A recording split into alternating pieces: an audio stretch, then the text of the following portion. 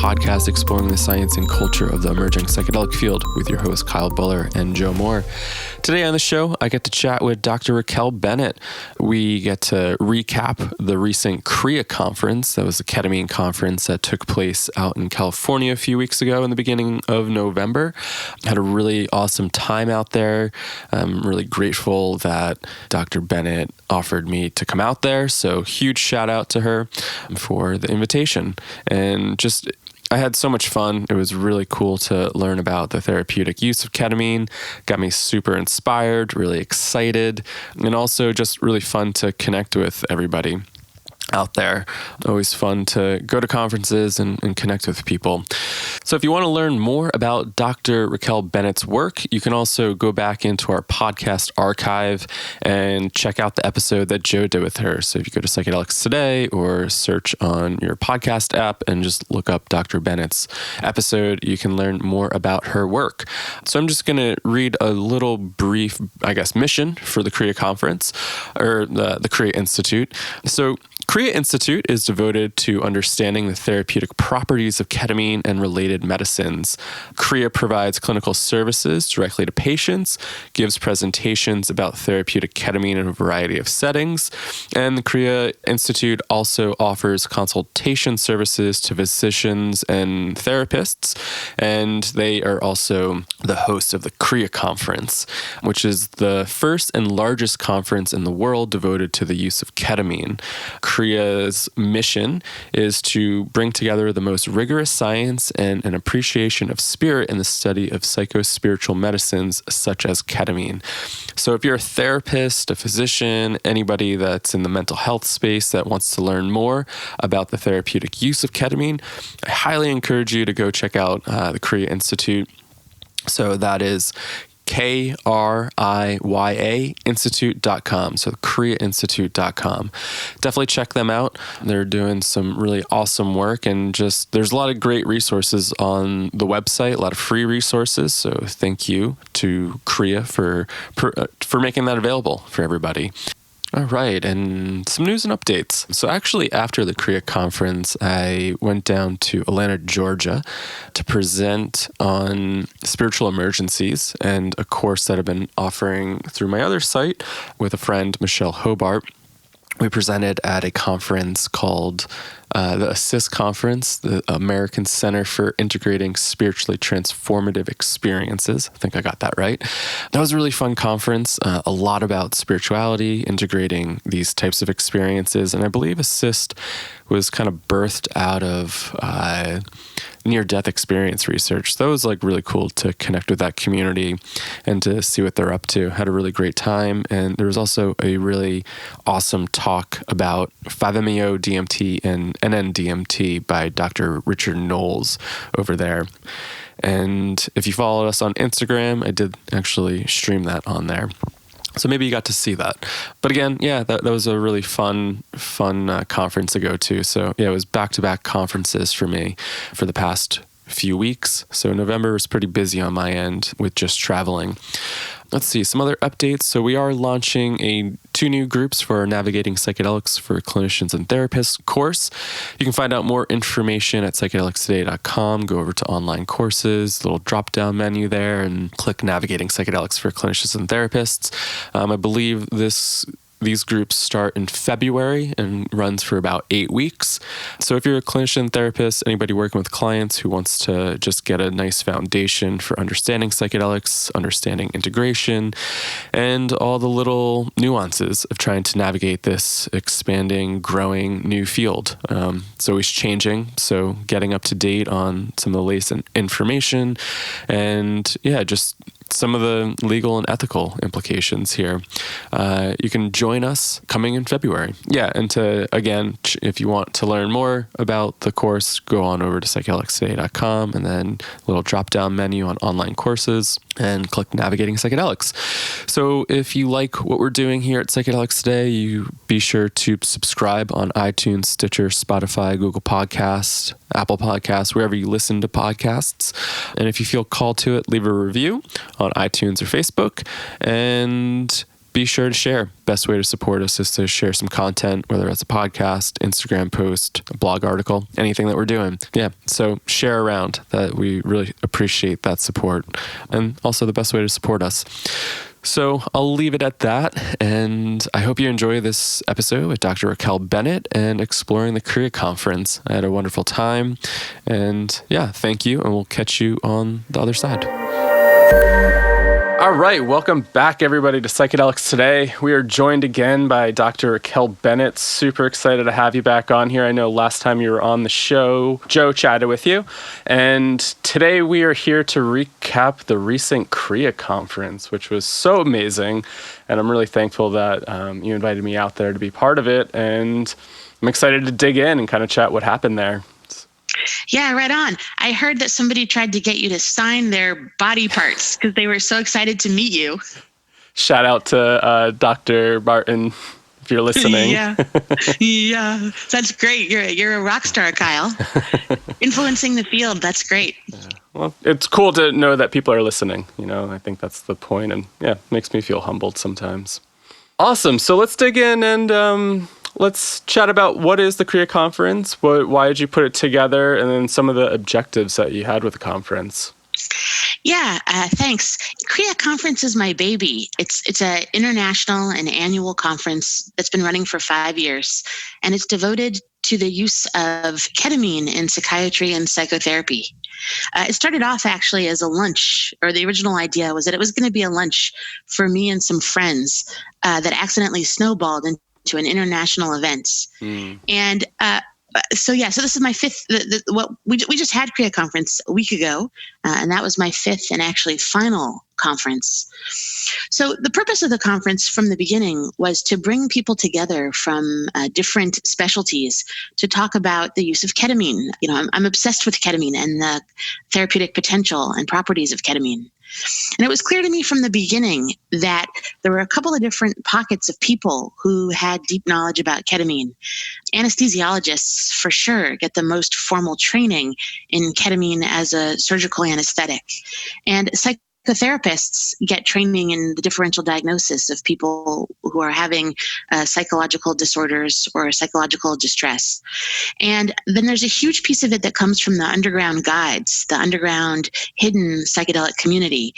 They really have the most experience and knowledge of working with people who are in altered states of consciousness.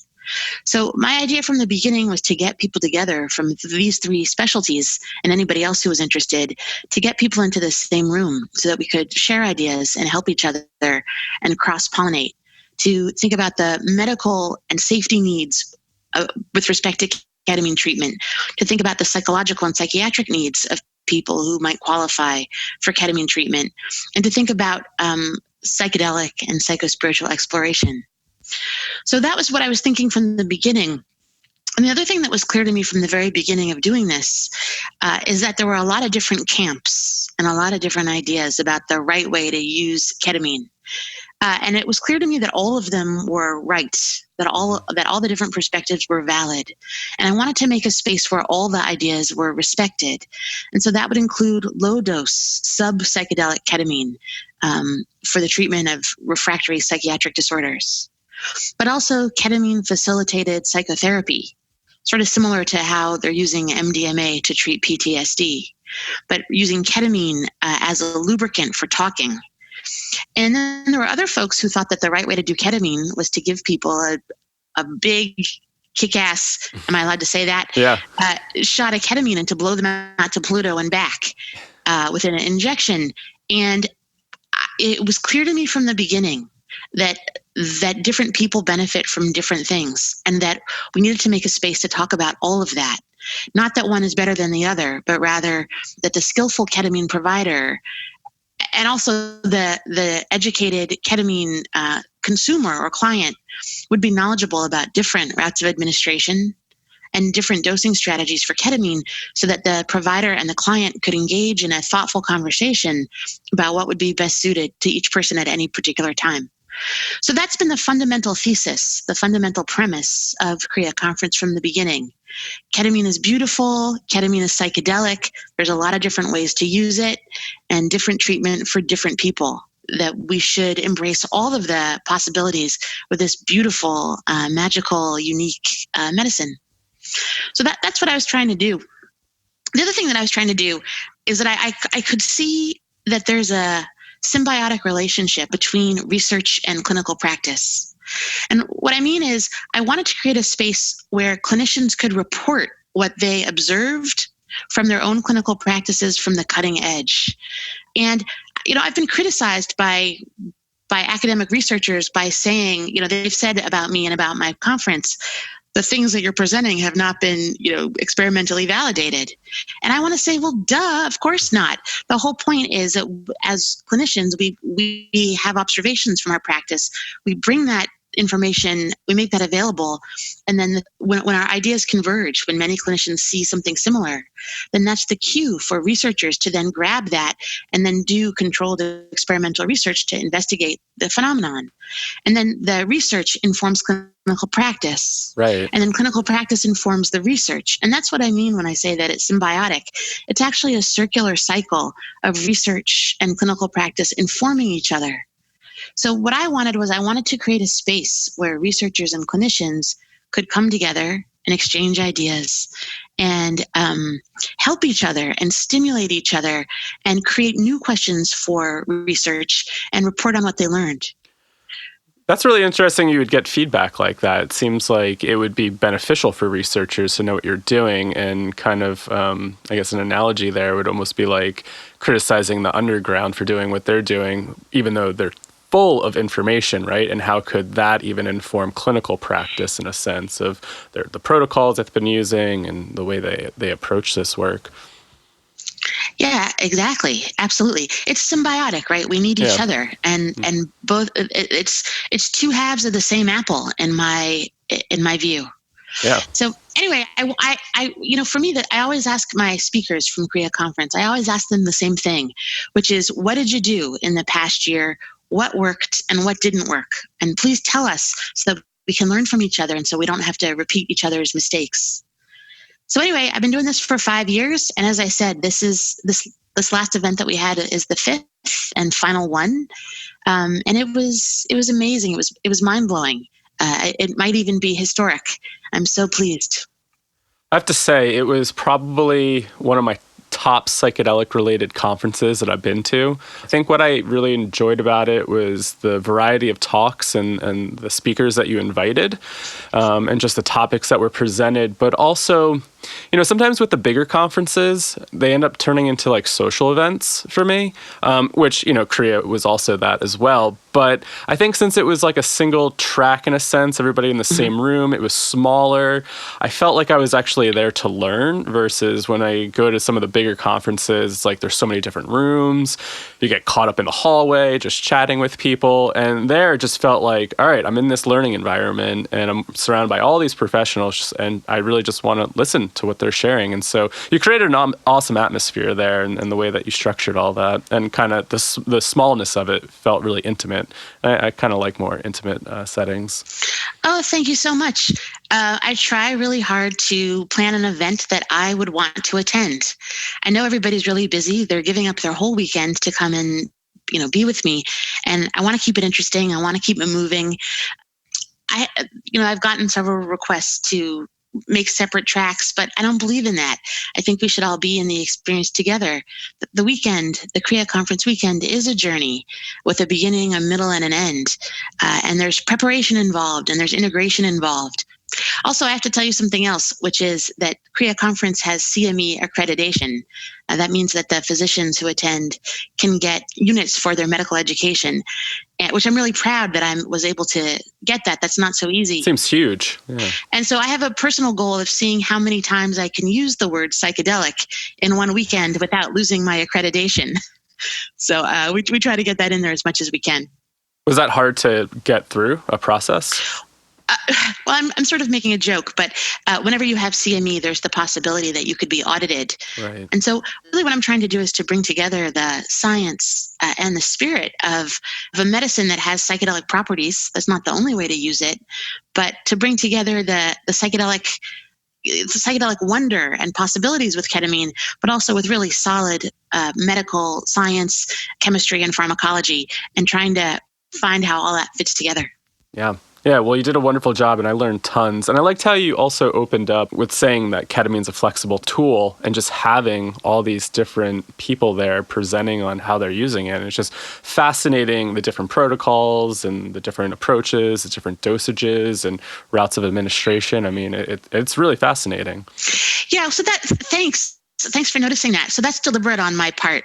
I tried very hard to select an assortment of speakers to represent all the different facets of the field. And I selected people who work in the low dose range, and people who combine ketamine with therapy, and people who do full-blown psychedelic journeys. I very much did that on purpose and picked people from different occupational backgrounds, so that we would get a taste, kind of a smattering of everything, because the field is big, and there's a lot of ideas in the world of therapeutic ketamine. Did you have any anesthesiologists there? I forget. There were anesthesiologists present for sure, and also pain specialists and internists and other kinds of physicians who are not psychiatrists. I didn't actually have an anesthesiologist speak this year. I have in the past. Oh, okay. But we did have the ER doc from Canada, Dr. Mitchell, who was fabulous. And it was really important that he was there, because he spoke to the safety concerns about using ketamine, which was developed originally as a surgical anesthetic. Yeah, and really just interesting how he's using it. Didn't he get it approved to be able to administrate ketamine in an ambulance, like before getting to the hospital, in case somebody needed some sort of pain management there? Yeah, I think actually that was a friend of his who created a new protocol, and he was reporting on that. Yeah. Yeah, that's all it takes is some creative people with some persistence to, start to change the field. Yeah. And then another piece that I really enjoyed about it was also incorporating some of the spirituality and like kind of spiritual practices with ketamine as well. I think that's important. It was really interesting to hear a lot of people talk about like incorporating ritual into their practice, like the folks over at Polaris, and Francois was talking about a lot of her ritual practices and bringing more consciousness into the space. And so, yeah, I think that's important to cover as well, right? Absolutely. And, ketamine is in the psychedelic therapeutic range, which we think is about 1.0 to 2.0 milligrams per kilogram injectable ketamine. It's a very expansive medicine that causes people to lose touch with their own bodies temporarily. And that certainly can be a very frightening experience if people are not adequately prepared. But with preparation practices, physical preparation and mental preparation, it can be an incredibly beautiful experience. And Françoise does such a wonderful job of describing preparation practices in her new book, which just came out this summer, called Consciousness Medicine. We're talking about my friend and my teacher, Françoise Borzat, and her book is available now. She co-wrote it actually with Christina Hunter. And so their book is now available on Amazon. I highly recommend it for people who are interested in psychedelic and consciousness exploration. Yeah. And then I guess on that topic too, I was mentioning before we started recording that, typically I'll take like a little bit of notes while I'm at conferences, but I mean, I just have pages and pages. And so I'm sitting here looking at half the screen. I have my notes, and right under kind of these sacred practices, I also wrote relational medicine. And it's important to have a relationship with the medicine. I think that was something that you mentioned. And I think that's super important. And we teach that a little bit in our Navigating Psychedelics courses. What is the relationship with the medicine, and how do you have an intention with it? And even that just concept of knowing your dose and knowing maybe how you want to approach that, right? Because sometimes the dose can bring you to certain experiences, and figuring out like, what's this relationship that you have with it, and how can you engage in it and get the most out of it? Yeah, absolutely. Yeah, I've been saying that for a while, that ketamine is for sure a relational medicine. I actually think that most of the sacred medicines, most of the hallucinogenic and psychedelic medicines are relational. So I did say that in my opening talk. It's possible to be in a deep alliance or relationship with the medicine and to practice with it over time. That's absolutely possible for some folks. But the other half of that is that working with ketamine I think it opens up a relational window where it's possible to do some work on the person's relational templates, their expectations and beliefs about relationships with other people. And in particular, when people have been harmed or mistreated, sometimes their relational templates are set in a funny way. And by working with a therapist or a guide who's skillful and experienced and working with a sacred medicine like ketamine, there's a little window right after ketamine administration where people are sometimes able to take in the love or the care or the consistency that is offered to them from their guide. And do some work on resetting those foundational relational templates. And I think that's something unique about ketamine. You don't see that with Prozac. You don't see that in essence. Actually, what that reminds me of, I don't know if I said this at the conference, but in my, I've been doing this now 17 years. I've been studying just ketamine and its therapeutic properties. And I finally have come to the conclusion that the magic combination for ketamine, for personal growth and therapeutic ketamine use, is a combination of three essential things. Number one, a wisdom teaching, some sort of guidance for how to navigate this ambiguous and often imperfect world. Okay, so wisdom teaching is the first one. The second one is a loving relationship. The relational context of love and trust that you would have with your therapist or your teacher or your guide. So somebody there who's sober to hold the space and keep you safe and to offer you emotional context and connection. That seems really important. And then the third magic ingredient is the medicine. But I think it's a mistake, actually, when people think that the medicine alone, that just taking ketamine or just taking a sacred, that somehow is going to do the magic thing. I think that's really only a third of the equation. Mm-hmm. So anyway, I'm currently advocating for people to experience ketamine when they have some guidance and teaching and direction that's offered, some instruction.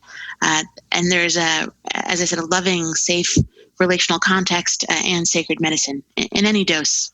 Yeah, I love that. I was actually just talking with somebody a couple days ago about this, and that's something I feel like breathwork has taught me, is that a lot of this is inside of us, and it's about this internal relationship and then how we are building this internal relationship and how we're in relationship with the world. And when we can start to strengthen these relationships, sometimes it doesn't really matter about the medicine at times, right? Medicine is just adjunct, but it's really about what's going on inside. And I think that's the one cool thing that breathwork taught me, was like, wow, I can still get to these states by just breathing. And it's really about this internal process, and that breathwork, ketamine, psilocybin, and these other psychedelics are vehicles to get to a similar place, right? That's how I view it. Yeah, and each of these ingredients, wisdom teaching, therapeutic relationship, or loving relationship, and sacred medicine, each of them are quite powerful on their own. But I think that we have to get honest and say that when people are using ketamine in the absence of the other ingredients, I don't think they're getting the full thing there. So it's just my opinion. I guess I'm a little biased on that as well, probably. Well, and so on that topic and thinking about mental health, I'm just looking over here at my notes. Something that you said was, ketamine's not enough alone. That's right. To for severe depression and some of these mental health issues. But it does seem that ketamine appears to increase resilience, and that's what seems to be the mechanism there, right? So building more resilience over time to these issues. Yeah, that's right. I did say that. I said that in the opening talk. And yes, and I'm glad you remembered that, because I was so preoccupied with making sure everything was going smoothly that I am not totally sure I was listening to myself in that moment. But I was saying that ketamine is unusual as an antidepressant, that it's a myth and a misconception to think that ketamine it's not exactly lifting depression exactly, at least not in the way that we think of other medicines, but rather I've come to realize that ketamine appears to enhance resilience. And what I mean by that specifically is that people come in for a ketamine session, and over the course of the 2 hours or the 4 hours that they're having their treatment, the stressors in their lives they don't change. The people who have died or left or hurt you, the disappointments, the tragedies, the traumas, none of that changes. That all stays the same. It's basically a constant. But what appears to change, and at least from what I can see, what appears to change is that ketamine, when done correctly, when administered in the right setting and with support, ketamine appears to enhance resilience and appears to increase people's willingness and ability to cope and to engage coping skills. It seems to fortify people. It builds fortitude. And so this raises a really interesting question, I think, conceptually, because if the point of ketamine treatment is to help people feel resourced on the inside to use coping skills, it kind of begs the question about how people gain coping skills. How do you gain coping tools? And so there's a lot of ways to do that. Sometimes the people in your family or the people who are important in your life demonstrate coping skills, and then you learn them by observing. You can read a book. You can go to therapy. You can take a workshop. I mean, there's a lot of ways to do it. But I think that therapy is really an important mechanism for teaching new coping strategies that you can then employ when you feel resourced and energized enough by the ketamine. So I think that they work together. And again, I think it's a mistake for a lot of people to just get ketamine and expect that treatment to work on its own in the absence of psychotherapy. I don't think that that's optimal. Right. And I don't know if you said this when you were talking about this during this time, or maybe if I heard it somewhere else, or maybe it was another time I chatted with you, but also this would include like depression and anxiety that stems from like environmental factors. So if your environment isn't like healthy and some of the depression and anxiety is coming from that, ketamine's not going to treat that, right?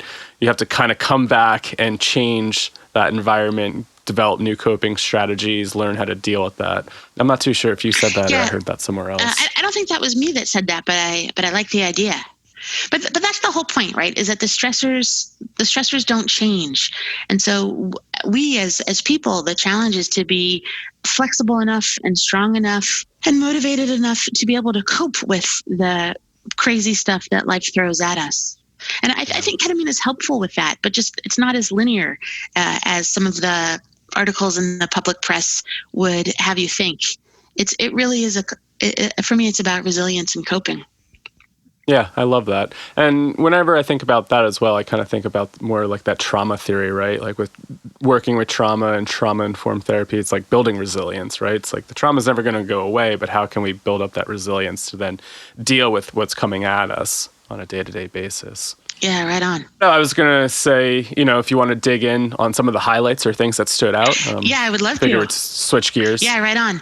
Let's see. Well, so for me, let me go back a couple of years here to kind of give context to this. Cool. So when I first started running this conference in 2015, and I think we might have talked about this previously, the clinicians were afraid to come. I mean, just to show up in a room where a psychedelic medicine was going to be discussed. Made people very sweaty. And so it's really wild. I mean, really sort of mind blowing to start there where we had, 24 people in the room in 2015 to now getting hundreds of applicants of people who want to come to KRIYA Conference and who are eager to talk about this, and who the applicants expressed in their application form that they have abundant professional interest or personal experience with a variety of psychedelic medicines. So that's quite interesting. There's been a huge shift in the cultural zeitgeist that I can observe in the last 5 years.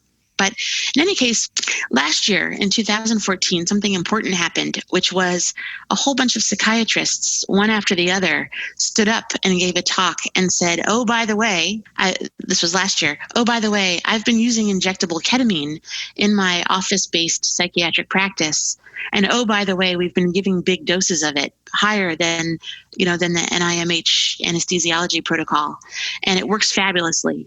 And we had like 8 or 10 people in a row who, in an almost confessional format, shared that they had been doing this and they knew that it worked, but they were essentially afraid to say so out loud. So that was really the shift that happened in 2014, in my mind. Anyway, what happened in 2015, this year, the thing that stood out to me was okay, we've established that ketamine is useful for a variety of psychiatric and psychological indications. What stood out to me was that the range of people who are helped by ketamine is much broader than what we previously thought, and much broader than what the scientific literature says. And so that's really what stood out to me as the organizer. And so specifically, a couple of talks stood out. KRIYA Zerenagar talked about using ketamine to treat a psychotic adolescent who was in an inpatient unit for a year and a half. And what's interesting about that is that sometimes children or adolescents, has been considered a rule out for ketamine treatment. And here she was giving a case report of a time that it worked well. And also psychotic features has sometimes been considered a rule out for ketamine treatment or a disqualifier.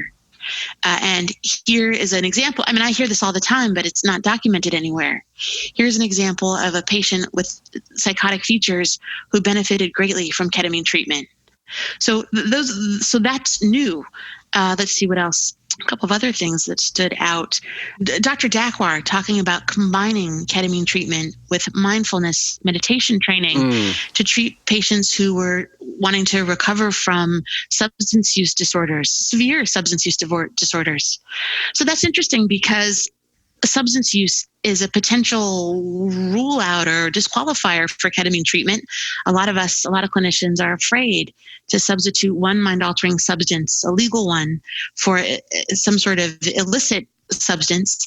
But Dr. Dakwar was very clearly showing data that when the ketamine is offered in a structured context, that it seems extremely helpful and enhances the treatment benefit. So that's quite interesting. That's broadening how we understand ketamine. See, did anybody else? Oh, and then of course, Dr. Calabrese, Lori Calabrese from Connecticut, was talking about using ketamine to treat patients who were acutely suicidal, really with multiple comorbid diagnoses, meaning having a lot of psychiatric and psychological distress. She's been working on this for a couple of years, but she documented by auditing her own clinical files how people were helped by this. And more specifically, she found that the people who had active suicidal ideation, that they did better. They got better clinical results and reported more improvement if she started the dose a little higher at 0.75 milligrams per kilogram, which is higher than the standard NIMH protocol of 0.5 mg/kg. The point I'm trying to make here is that people who are severely psychiatrically distressed and really, basically on their way to an inpatient extended hospitalization, they benefit from ketamine treatment. And what that tells us, some of them benefit from ketamine treatment, but what that tells us is that as the clinical community needs to not be afraid to try to help people who have some of these features, psychotic features, or they're young in age, or they're severely psychiatrically distressed. We're now beginning to amass data that shows that we need to be less conservative with ketamine and open the doors to broader clinical treatment. So that's what stood out to me as an organizer, and that was just super exciting. More options to help people. Yeah, it was really awesome. And I wrote down here on Dr. Calabrese's that, she made this comment. It seemed like the sicker the patient with their suicide ideation and the doses she was giving, it seemed like they actually got better responses than somebody that was, maybe not as sick, I guess you would say. So I thought that was interesting too. It's like people that are having this severe kind of suicide ideation using this protocol seem like they got better quicker, which is really interesting. And yeah, for the psychotic features, that's really interesting because I remember when we were recording, we were talking about ketamine not being too useful for people with PTSD that had dissociative symptoms. And so I always think about psychotic features and being a little dissociated and not connected with reality at all the time, and how maybe, it's interesting there, how that might work. I don't know. Well, yeah, and then there was, I think we're still in the process of trying to figure that out as a clinical community. And then that also reminds me that Dr. Turnipseed from Texas gave a talk about combining ketamine with EMDR treatment. Super interesting. Specifically to treat patients who had PTSD. So, that's not something that I would do. I don't feel comfortable with that, but I'm open to the possibility that I don't know everything and that my colleagues are going to, say stuff, and that's the whole point, right? Is for us to learn from each other. Yeah. Yeah, I thought that was a super interesting talk. And it seemed like they did EMDR post ketamine session. So they would do EMDR towards the come down when somebody was more fully back. Yeah, I mean, it sounds like they were offering ketamine in the context of ongoing psychotherapy.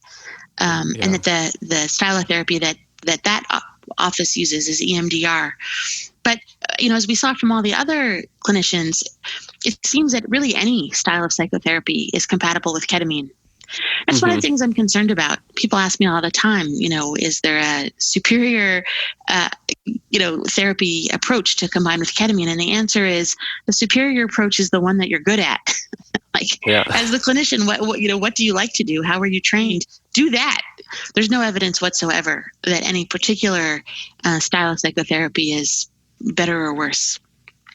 Right. And I think we're still at the early stages of trying to figure out that in general, right? And is there good psychotherapy in general for people? I know a lot of clinicians use CBT and some of the traditional things, but, what about somatic techniques that are a little alternative, but sometimes people can go a little bit deeper, right? So. Yeah, and I loved the talk given by Dr. Gita Vaid about the overlap between psychoanalytic and psychodynamic therapies and psychedelic work, and the position that the therapist takes, trying to have some neutrality and taking on the transference, accepting the relational projections that the patient brings, and making use of the unconscious or subconscious material. She did such a beautiful job of explaining that.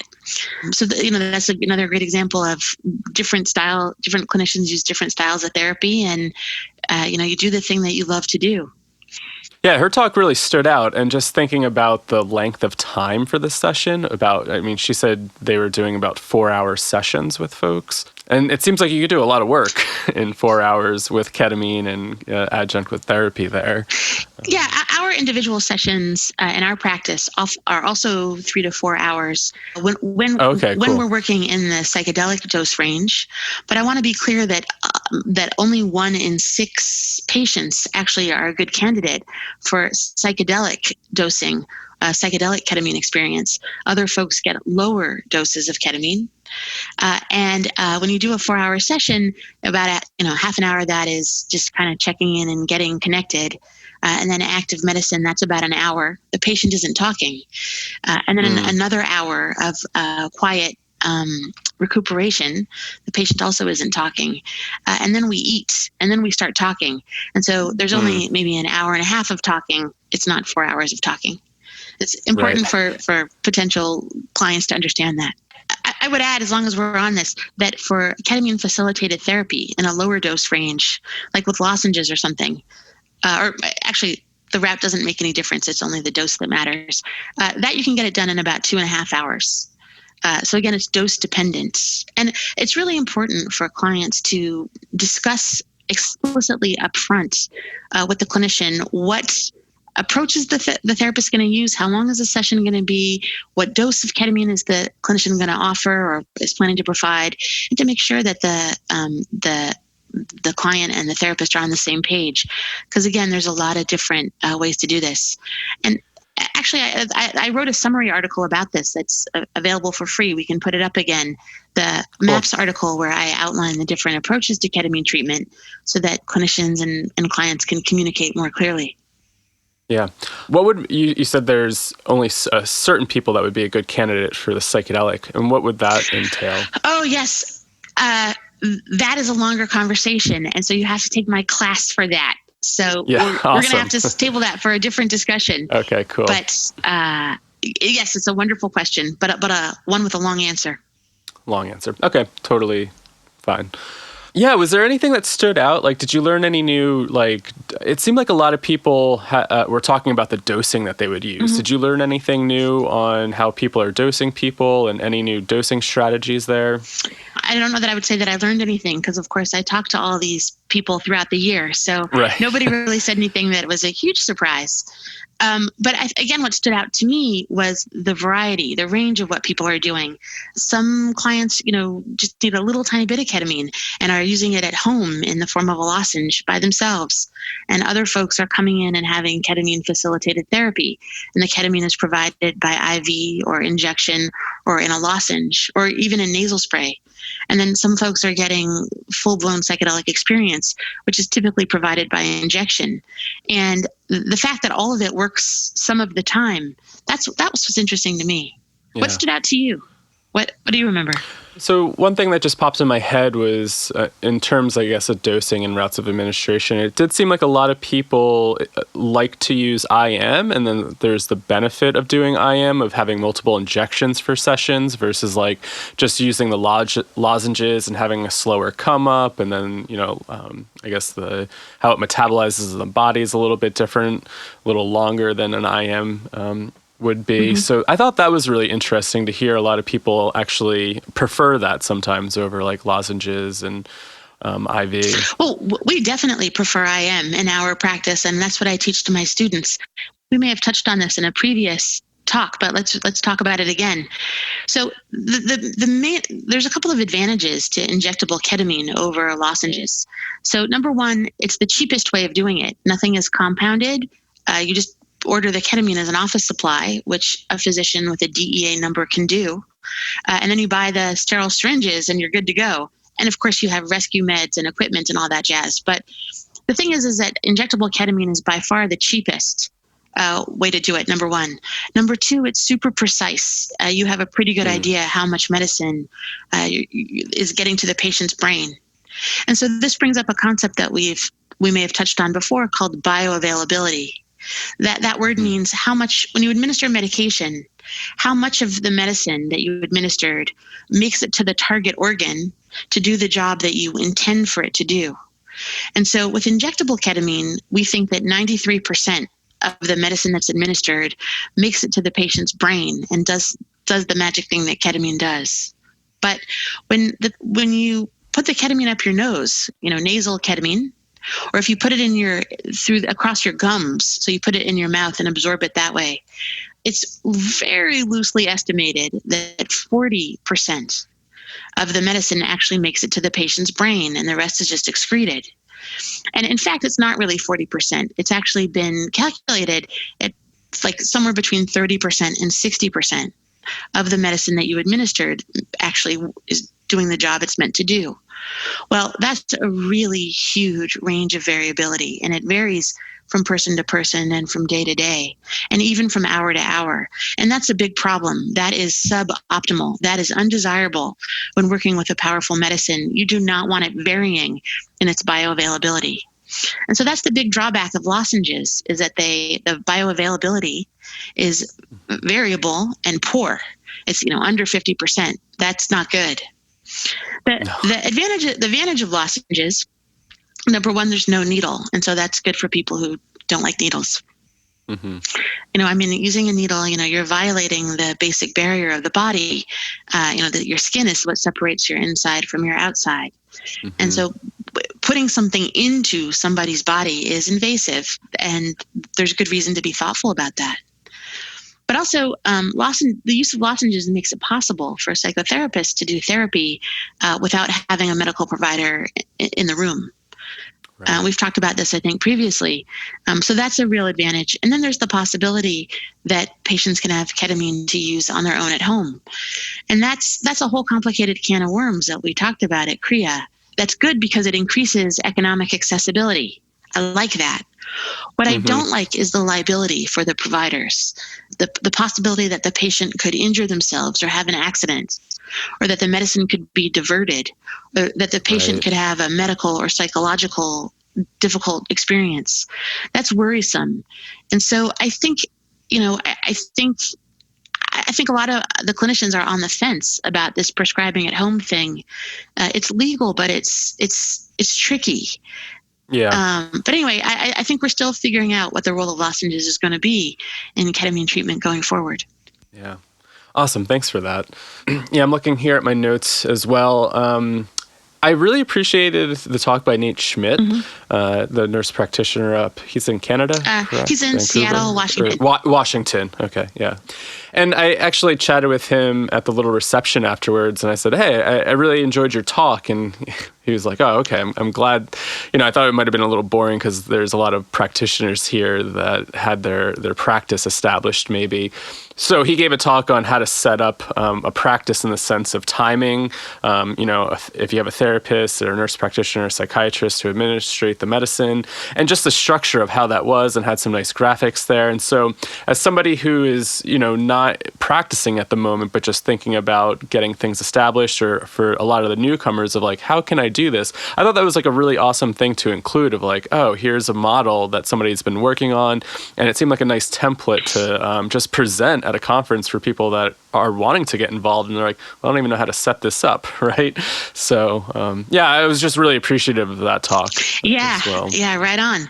So that reminds me that I wanted to say that all the slides from KRIYA Conference will be available online on my website in a couple of weeks from now, and so probably by early December. And so that information will be free and available to the public. They can see what was said and see if they can figure out how to make use of that information. Yeah, if you're getting started, I would definitely check those slides out because it was just really interesting on how to get things kind of set up, time and practice-wise. Yeah, there were a couple of other talks that I particularly enjoyed. I mean, I enjoyed all of them, but a couple others that I wanted to mention. Dr. Eli Culp from Florida, he talked about 4 different tiers or 4 stages of psychedelic dissociative ketamine experience that he outlined that was related to dose. And so people can see that on when the slides go up. But that was a great talk. He does such a nice job of sort of summarizing sort of the different places where people tend to land with the higher therapeutic dose range of ketamine. So I particularly enjoyed that. And I really appreciated the talk that was given by Kelly O'Donnell and Christian Yavorsky. They very briefly summarized some of the clinical assessment tools, the scales that we could be using as clinicians to do pre and post-treatment measurement. And the importance of that is that a lot of clinicians are not collecting data from their patients, but we need to be collecting quantitative data because that's what we're going to need to present to the FDA or to medical insurance to validate that generic ketamine is effective for treating psychological and psychiatric disorders. And so what we need to do is we need to all get on the same page. We need to start all using the same measurement tools, and we need to combine and collate our data. And that's going to open the door to insurance coverage so that this becomes covered or free. So that's really important. And that seemed like one of your call of actions. I remember you really kind of preaching that there. It was like, hey, we need to start collecting data so, we can present this and hopefully insurance will cover this eventually in the future. And then we have strong data to back what we're doing here. So. Yeah, it's all about economic accessibility. Yeah. And so maybe we'll circle back to that. But anyway, I appreciated that talk, and that, they did such a good job of making that topic, which is potentially very dry, but somehow they made it interesting. So I appreciated that. I also appreciated Annie Oak, who is a risk reduction specialist and consultant. And she, it was a very sensitive topic. I asked her, she's a friend of mine, I asked her to please speak to the fact that there's a lot of ketamine being consumed outside of supervised medical settings. And I wanted her to comment on what she's observing. And really the point of that talk for me was that I wanted to get the clinicians to pull their head out of the sand and to acknowledge that there's a lot of ketamine use going on, and that as providers, we need to be talking about that with our patients. We need to be aware of ketamine addiction. We need to be aware of problematic issues. And so it's really, this is the thing, all the press for ketamine and S-ketamine in this past year has caused a lot of people, the reality is that a lot of people can't afford it or can't figure out how to access it in their own community and are trying to treat themselves with mixed results. And I really wanted her to talk about that, which she did. And I thought that was so useful. So finally, this was the first year that we talked about recreational or unsupervised ketamine use. And that was part of my political agenda, was to bring that into the conversation. Yeah, it's so important. I mean, there's so many people doing that, right? And to ignore it and pretend like it's not happening because maybe we want to just focus on what's going on in the professional realm. Like, it seems a little negligence of what's actually going on in the world, right? And how people are using this and how we could help those folks stay safe or be open to it. Right. If a client says, hey, I'm doing this outside, it's like, well, how could we even just educate about basic harm reduction so if they are engaging in that, at least they have some safety and information. Absolutely. I agree to that. And then another talk that stood out to me, I have to be honest, one of my, I really appreciate all my speakers. I appreciate their experience and their generosity of spirit to come and share. The speakers aren't paid. They're just speaking because they want to. That said, one of my favorite speakers is I can't think of a word for it, but just the inimitable Jason Wallach. There's nobody like Jason. I was hands down. I knew you were going to say Jason, that. It's probably hands down my favorite talk. So Jason is a good friend of mine, and one day I'll tell you how I Google stalked him to get him to come to KRIYA Conference. That's a real thing. And so we joke about Google stalking. I actually kind of do that. So I'll own that. But anyway, Jason has been one of the favorite speakers at KRIYA for 4 years. And so I'll tell you a quick funny story. Jason was the only speaker who somehow did not turn his slides in advance. And I let him, the CME committee sort of let him slide on that one because we know him and we knew that whatever he was going to say was going to be up to the current standard of scientific practice. So Jason was the only one who didn't get his slides in, and I really had no idea what he was going to talk about. And just before he got up to speak, he told me that he had a couple of different subsections in his talk, and that his talk was going to run about an hour and 15 minutes. And you probably heard me say, Jason, we've only got 45, and that was already a double slot. So you got to cut it down. And he said, okay, I'll make it work. So for some reason, I thought that he was going to cut out some of his talk and just because it was too much to cover. But that, in fact, was not what happened. He proceeded to give an hour and 15-minute presentation in 45 minutes at breakneck speed and basically worked himself into a frothing foam as he tried to cover this very dense scientific literature and research in 45 minutes or less. And he was fabulous. I mean, he just did a phenomenal job. Right. So shout out to Jason Wallach for making the pharmacology and the science of ketamine treatment, for conveying all that and holding our interest, and also being willing to say that the pharmaceuticals companies, their fear of dissociation is ridiculous and irrational and problematic. And so he called that out.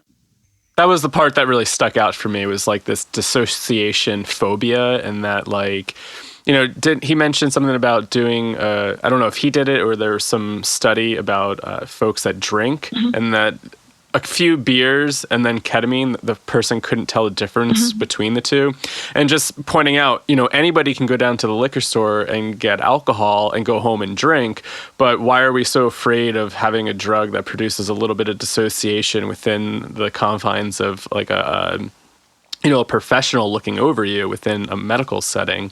Why is this phobia of saying we need to get rid of all the dissociative or psychedelic effects of a substance because that shouldn't be, right? That just really stood out. It's like, yeah, that's a really great point. People can go get drunk and be dissociated and kind of let their inhibitions a little loose, but can't give somebody ketamine within therapy to try to help heal. It seems a little crazy. Puritanical, conservative, restrictive, etc.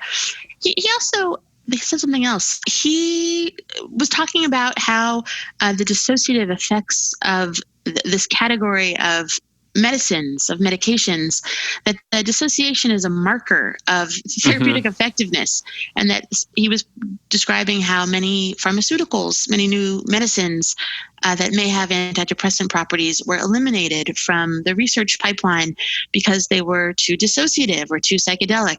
In other words, they made people feel good or were mildly disoriented. And so the pharmaceutical companies pulled the plug on that. And that's nuts. It turns out that the dissociative effects are highly correlated with and may even be causal for the therapeutic benefit. Right. Yeah, that was a really interesting point he pointed out there. And then also along the lines of alcohol, I remember him pointing out extreme sports. He's like, rock climbing, super dangerous, right? And as a culture, it seems like we have more fear of a substance that causes a little bit of dissociation or, hallucinations versus going rock climbing or skydiving. Horseback riding. Horseback riding. I almost died snowboarding, like I had that ruptured spleen when I was 16. Super dangerous. I think, it's crazy. Yeah. I think he made that point really well, that it's crazy to be so restrictive. And then just to kind of wrap this up, I gave a couple of talks at the conference myself. And so one of the talks that I gave was about providing ketamine treatment in a group format. And I was really pushing for group work as a way of making ketamine experience more economically accessible. So I was taught, actually that was the topic of the talk, economic accessibility and the importance of injectable ketamine, generic ketamine, group work and data collection and training new providers as all essential ingredients in making this treatment more accessible. So I went on to describe in great detail the group work that we do in my practice that involves having clients or students come for 4 sessions and trying ketamine in different routes of administration and different dosing strategies. And I was advocating for the value of this for training providers. And I was pointing towards psychoanalysis as an example of where the professional needs to be the client as part of their learning process. And I was explaining how we document every student as a patient, and that the students, the medical and mental health professionals, they must meet very stringent criteria in order to qualify for our training program, and that we are highly attentive to all pertinent local and federal laws. So we want to keep it legal. That's really important. But that said, we do believe in training. And so I kind of came out of the closet on that one. And Dr. Jen Dorr echoed that with her talk. She said something similar. So that's something that I think we need to be talking about as a community. MAPS sort of set the standard on that by getting MDMA experience approved by the FDA and the DEA for their trainees. That's a lot of acronyms. But anyway, so that was a talk that I gave that I felt really good about, and that was a risky talk, I think. But I hope that I outlined it clearly enough, and the steps of preparation and medicine session and integration, so that other providers all over the country can now emulate what we've already done. It took us many iterations to develop the program that we have, and I'm eager for other people to copy us. The information is free, for God's sake, don't reinvent the wheel here, take it. So that was. What do you mean risky? Just the risky of the fact of training people, and because it might be somewhat of a gray area at times, even though you're doing it super legal, people are meeting a diagnosis, but I don't know, I guess just risky to put it out there and say what you're doing and how you're operating? Or? Yeah, well, the risky part is that you can only give a controlled substance when it's a controlled substance, like a Schedule 3 substance like ketamine. The law is that you can only give the substance when it's clearly clinically indicated. And so for that reason, all of our students have to meet minimum standard so that we could easily defend that it was clinically indicated in some way. And so the students have to have had some previous treatment, some previous psychotherapy, etc. And actually, that's not so hard when you are talking about training therapists, because all of us have had some therapy as part of our training anyway.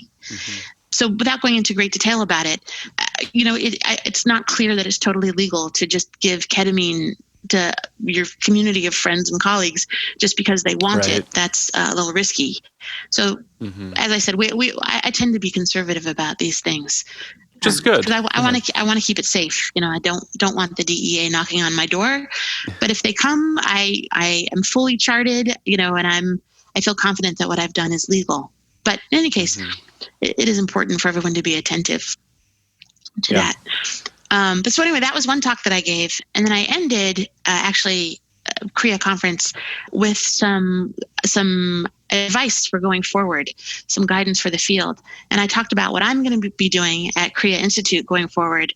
I talked about what the other clinicians need to be doing in terms of speaking, mentoring, data collection, and then finally what the field needs to be doing and what we need to be doing collectively, which includes sharing information, potentially starting a journal, developing national curriculum for medical schools primarily and graduate schools.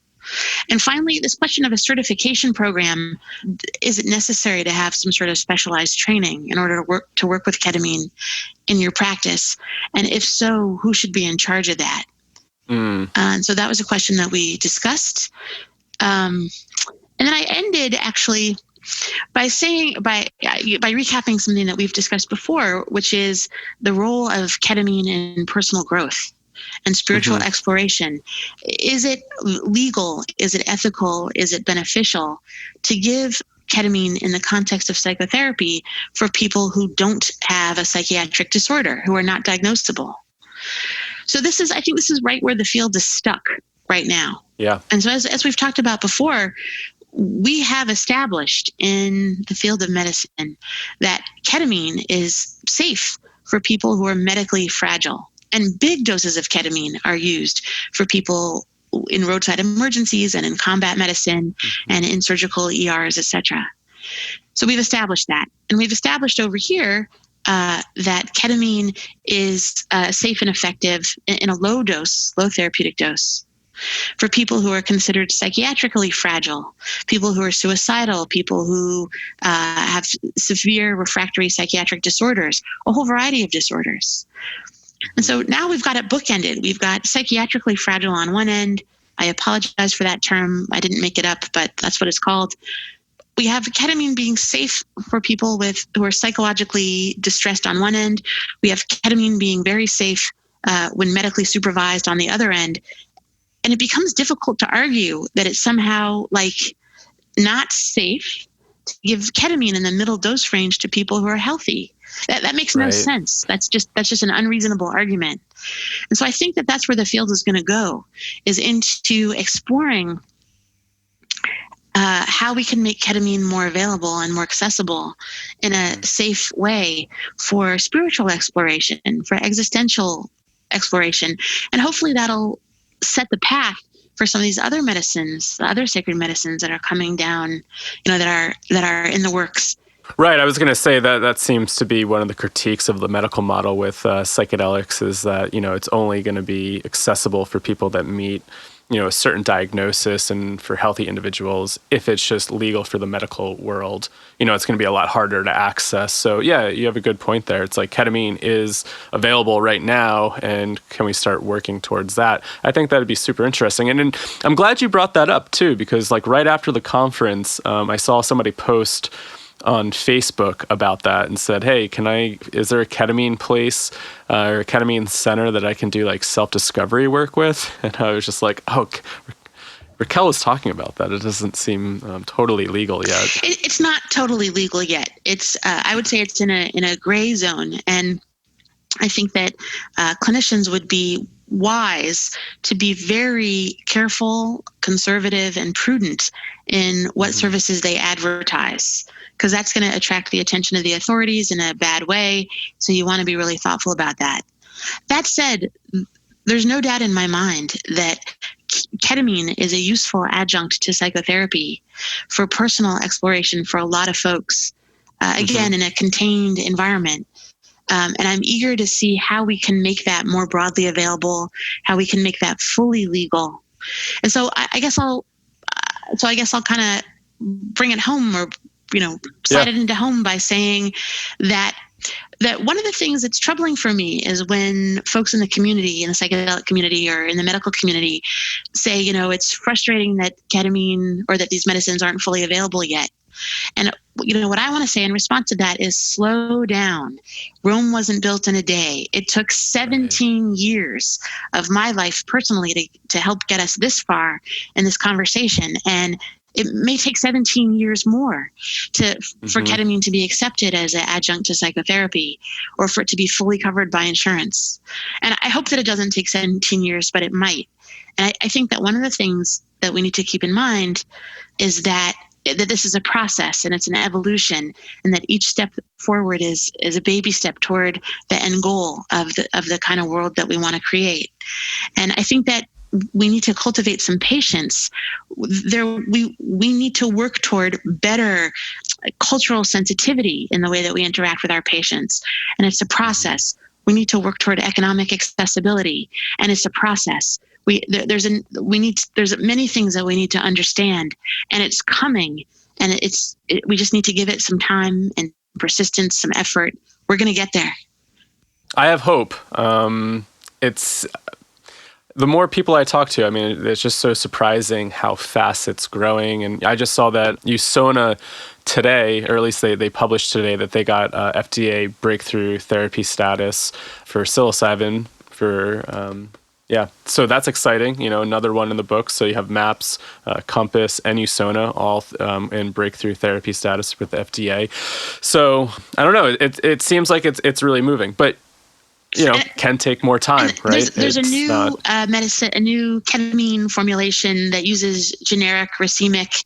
I don't know if it's generic, but nasal spray, right? Yeah, there's a new, but racemic ketamine for suicidal ideation, and so I saw that got fast tracked, also got FDA fast track status, and so if that goes through, or as that develops, that may be the first psychiatric indication for racemic or the kind of ketamine that isn't filtered, and so that would be huge. I mean, that really is, that's really a big deal in terms of moving the whole field forward. Yeah. Well, it's an exciting time. And anything that you want to wrap up with? I know you kind of just said you took it home, but I just kind of formally close here, over an hour. Let's see. I encourage people who are interested in working with ketamine to find each other and have regional meetings, and for the people with more experience to mentor the people who are newer in the field. It's clear that there needs to be more training about this, and there's some new training programs coming that will be available in 2020, and I will try to post that on my website. Not just my training programs, but all over the country. And then let's see, for me, I am thinking about creating a video series with some of the senior clinicians. Awesome. I am thinking about creating a retreat for ketamine providers. And there may be a book in the works. I would love to write a manual for clinicians to teach them concisely how to do what I do. So those are some of the things to look forward to. It's really exciting. And as you mentioned, it seems like this is the last kind of KRIYA conference, but it seems like there's other really awesome things in the work that you're putting together. Well, that's the last KRIYA conference in that particular format. Because it just causes me pain to turn away hundreds of people who want the information. That's not right. So now I need to start thinking about how to have a broader reach. And so all the projects that I'm thinking about for next year are about getting the information out faster. Awesome. But KRIYA Institute is not ending. KRIYA Conference. No, just the conference. Ending, but the Institute is just getting started here. We're just beginning to rock and roll. And I have a website where people can take a look for more info. And what's that website so people can check it out? Yeah, it's www.KRIYAinstitute.com, KRIYA Institute. INSTITUTE at www.KRIYAinstitute.com. Awesome. And highly recommend people check it out. You have a lot of great resources on there, and mostly free. You have a lot of free resources, free. That's awesome. So if you're interested in ketamine, check out KRIYA Institute. And I just want to say thanks so much, Dr. Bennett. This has been awesome. It's always a pleasure to speak with you, and just for all the hard work that you've been doing for the past 17 years. I know you've been really putting so much into it and what you've been doing for this community. So can't thank you enough. Thank you. It's a pleasure. Thank you. All right, welcome back. I hope you enjoyed that episode with Dr. Raquel Bennett and exploring the KRIYA Conference. Yeah, really excited to see what Dr. Bennett and the KRIYA Institute has on the horizon in terms of future events. I know in the podcast, Dr. Bennett did talk about maybe changing the format or exploring other opportunities in the future. So yeah, stay tuned. Go over to KRIYAinstitute.com. And if they have a newsletter, sign up for that and just stay updated. I have a feeling they're going to be doing some really awesome things in the future. And yeah, I just love Dr. Bennett's energy and just the energy from the KRIYA Institute in general. They're doing some really awesome things and really helping to move this field forward, especially within the ketamine realm. So if you have any questions, comments, feel free to email us, psychedelicstoday@gmail.com, or you can go over to Psychedelics Today and there's a contact form over there and you can send us some questions, comments, anything like that. And also, yeah, just be sure to subscribe if you like the show. iTunes, Stitcher, Spotify, wherever you listen to podcasts. So thanks so much for listening and we'll catch you on the next episode of Psychedelics Today.